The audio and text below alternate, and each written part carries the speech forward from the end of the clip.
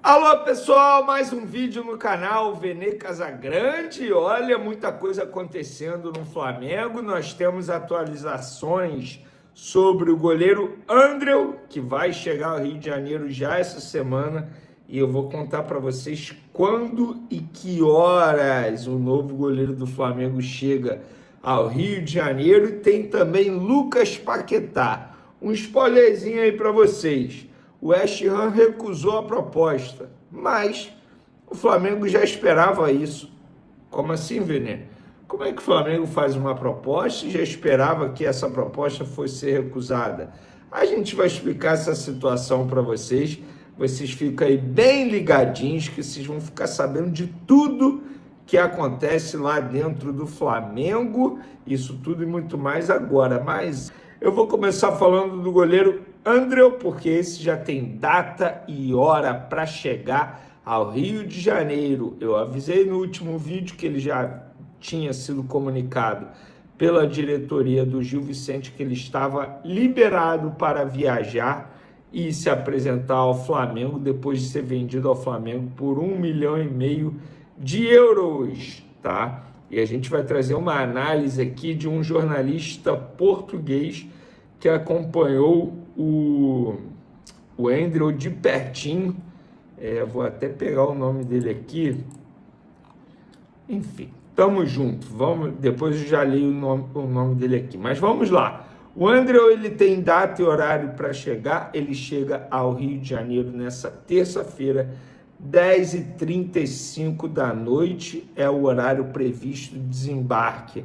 É óbvio que ele não vai chegar e vai fazer exames direto. Ele vai dormir, provavelmente em um hotel, será recebido por alguém do Flamengo e vai estar acompanhado por um dos seus empresários. E no dia seguinte, quarta-feira, vai realizar exames e vai assinar um contrato válido por 4 temporadas, 4 anos. Ele tinha um pré-acordo com o Flamengo, e o Flamengo conseguiu essa negociação de maneira imediata, essa liberação, depois de chegar a um acordo com o Gil Vicente, 1,5 milhão de euros, mais 10% de futura venda, o clube português terá direito.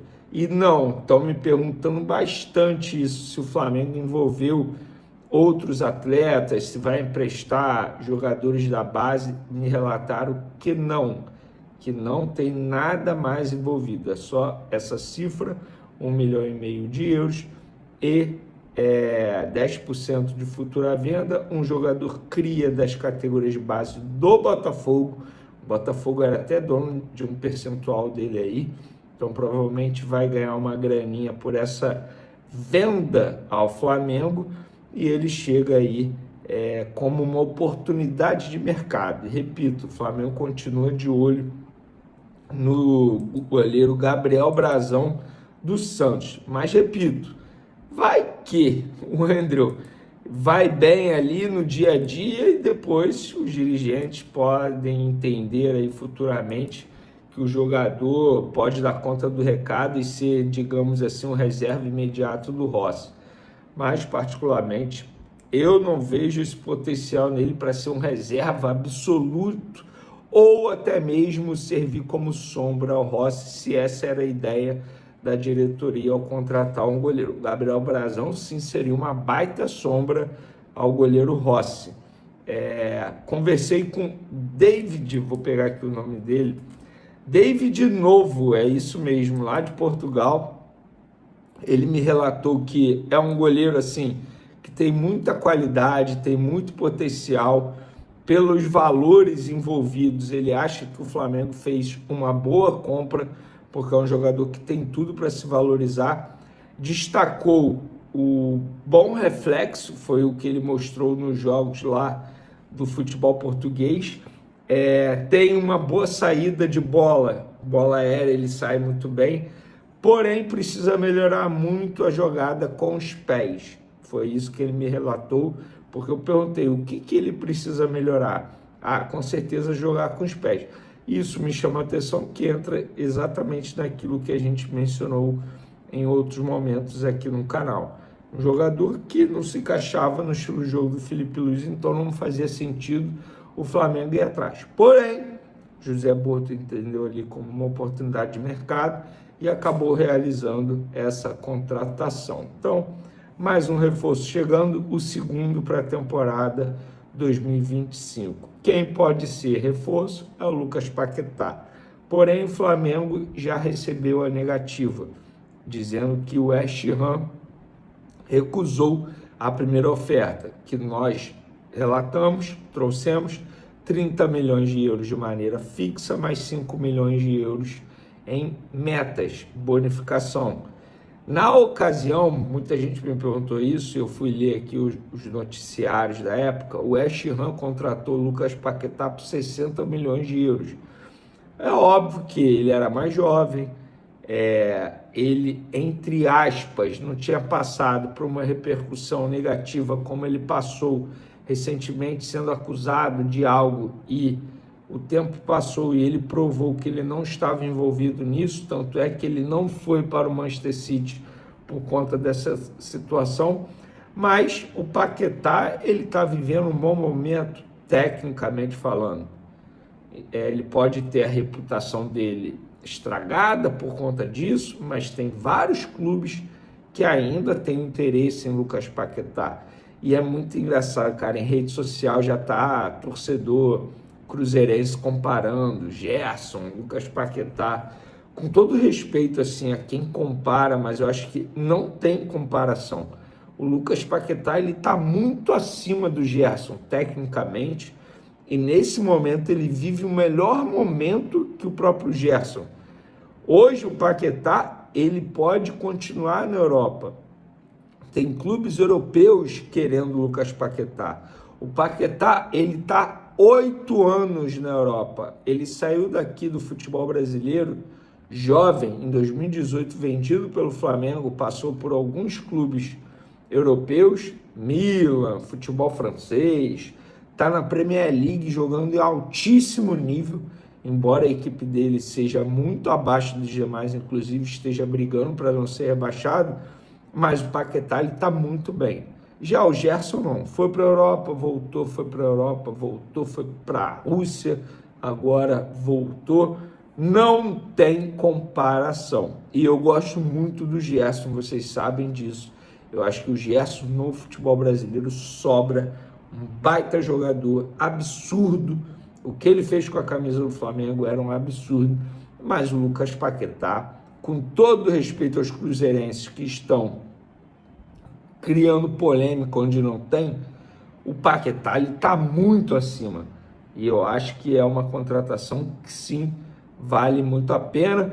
E para aqueles que estão preocupados, como assim o Flamengo pode pagar 40 milhões de euros pelo Lucas Paquetá? Primeiro, as negociações ainda estão em andamento. Segundo, os empresários do atleta ainda vão se reunir com o West Ham para decidir o que pensa o West Ham, qual é a ideia, porque o contrato do Paquetá com o West Ham é curto, acaba ano que vem. Ou vende agora, ou corre risco de não vender mais o atleta por um bom valor. Então tem muita coisa ainda a ser discutida, eu garanto para vocês que é uma negociação que ainda vai render muitos dias, vocês ainda vão ouvir falar muito Lucas Paquetá por aqui, mas para aqueles que estão preocupados com as finanças do Flamengo, independentemente se o jogador vale ou não isso, cada um tem a sua concepção, cada um tem sua opinião. Mas para você, e eu estou falando isso de maneira irônica, que está preocupado com as finanças do Flamengo, o Flamengo tem condições de pagar isso, valendo ou não. Tal como o Flamengo ofereceu 30 milhões de euros em Caio Jorge, e não vale isso. Eu falei, ele não vale isso, mas o Flamengo tem condições de pagar. É a mesma coisa que você aí do outro lado está me assistindo, você quer comprar um carro modelo 2010, sei lá, o carro na verdade vale 10 mil, estou dando um exemplo. Você chega lá no dono e oferece 30 mil, porque você quer convencer o dono a vender de qualquer jeito, e você tem condição de pagar. A gente pode discutir se o carro vale 10 mil ou 30 mil.